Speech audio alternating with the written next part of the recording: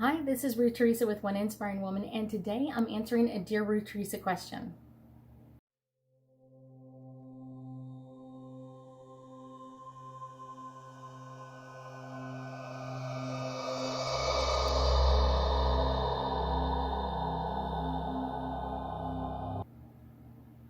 So the question I got today is, Dear RuthTheresa, does everybody have past lives? Yes. Some have way, way, way more than others, but everybody has a past life. Even if you do or don't believe in past lives, it doesn't really make a difference. It means that everybody has had at least a few lives here on earth. But I will also say that kind of one of the interesting parts about past lives is they don't always have to be on earth. And I know that can be really far thinking out there for some of you guys of going, wait, what? We can live on other planets? Yes, there are other planets, there are other solar systems. There's a lot more energy out there. And kind of one of the interesting parts for me is Earth is kind of a planet that a lot of people don't really care for. I was like, in the whole solar system, this would be the one where you'd roll up the windows and kind of like, hurry, let's get through this, because Earth is just really a place where people go to learn information. You're learning life lessons, you're learning about family, you're learning about how to deal with things. And so this is a very learning place.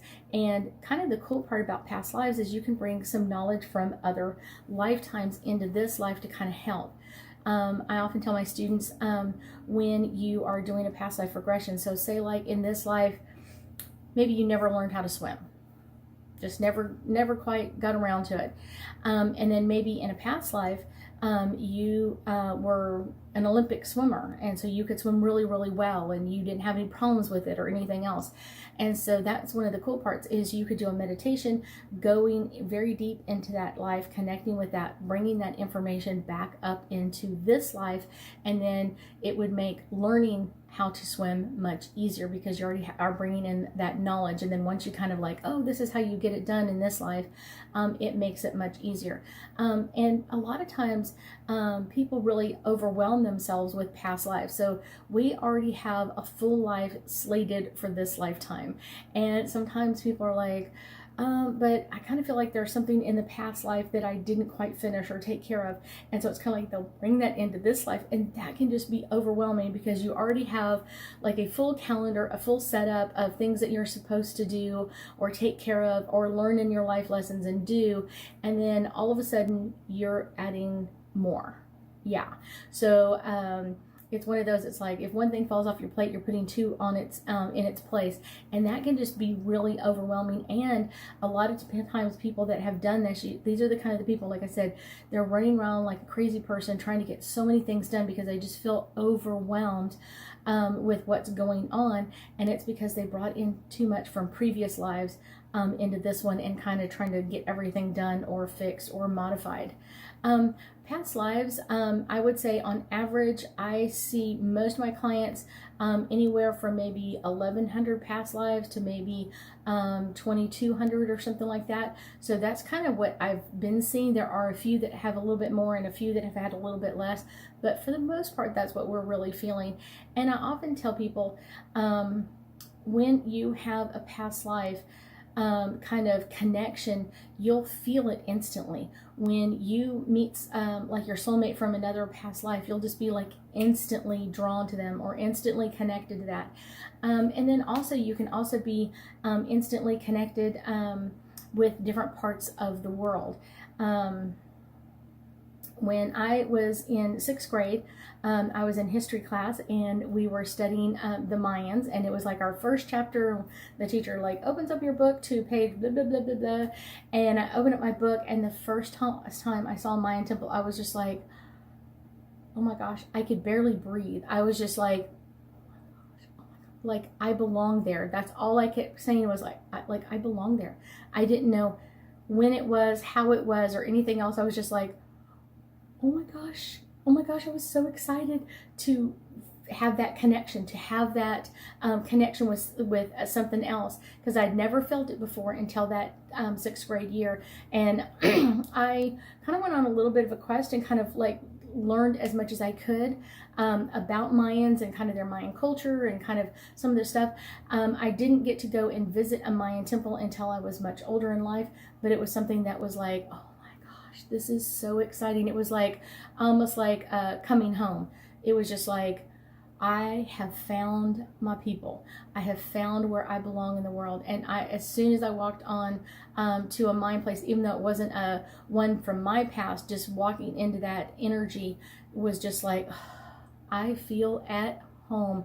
I felt so excited, so peaceful, and so calm and so relaxed. It was just unbelievable.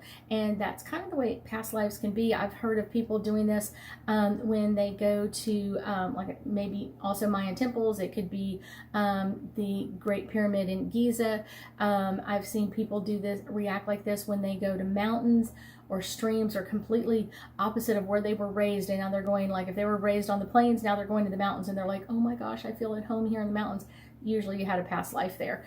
And so that's kind of the fun, cool part about past lives, is that we can draw on that information and that energy, but we can also kind of enjoy that time frame and kind of like learn more about it, and kind of like, where did we live in that past life? What did we do? What did we learn? What was our profession? You know, were we a man or a woman? Were we, you know, a professional, or did we stay at home? Whatever it is, kind of keep questioning until everything feels right for that life.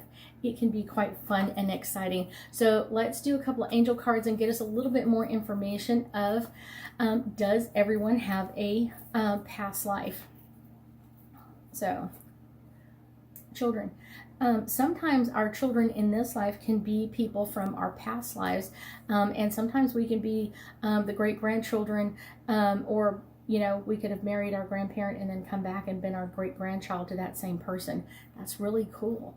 Sometimes some people come back in the same family tree. That's what I'm talking about. Some people come back in the same family tree several times, and so it's kind of their job of like, my job is to heal this, my job is to take care of this, and until they hopefully get it done, they keep coming back to the same family or the same genealogy to kind of clear things up. The next one is abundant. Sometimes it's really helpful and abundant to kind of really connect to some of your past lives. I often tell people it's kind of like driving backwards. You want to look at it from time to time, but you don't want to literally drive looking backwards all the time. So it can be really abundant and kind of bring in a lot of energy and a lot of new knowledge to you, but you don't want to do it all the time. You want to do it from time to time. And a lot of people I work with do it for healing. And so that can be something as well, bringing in healing from a past life. So something that went wrong in a past life, you can heal it in this life, and you'll heal both past lives, this life and that life at the same time. Here we go, healing. So healing is all about past lives, and I think that's kind of the special message in past lives, is that you can bring in so much healing, so much just, I feel relaxed in this. I feel motivated. I feel relaxed and healing. And like I said, when you heal something in this life, you also heal it for other generations as well, other past lives that you've been in as well. And I often tell people, don't put things off. I didn't really understand it for a long period of time until I was a little bit older, and was kind of like, so if I don't learn how to fix this in my life, what's happened to me as a child, I literally will pass that on to my children, or things that have happened to me in a past life, well, I'll send that on to my kids. And I'm like, no, not going there.